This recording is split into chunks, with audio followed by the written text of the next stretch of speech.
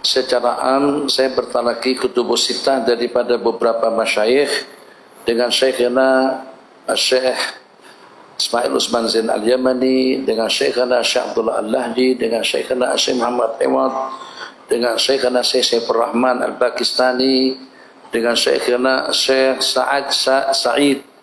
pun juga daripada Pakistan, dan juga secara ijazah daripada Syekhana Syekh Yasin Al-Badani, dan juga daripada beberapa ulama lainnya, tidak terkecuali fi muqaddimatihim ijazah ammah daripada Al-Imam Syekh Imam Muhammad Al-Kandahlawi, Syekh Zakaria Al-Kandahlawi yang meninggal dunia di Madinah. Alhamdulillah pada akhir umur beliau saya sempat berjumpa dengan beliau pada seketika itu, juga dengan Syekhuna Syekh Abdul Hasan An-Nadawi rahimahumullah jami'an. Ucapkan tahniah kepada para peserta semuanya yang hadir.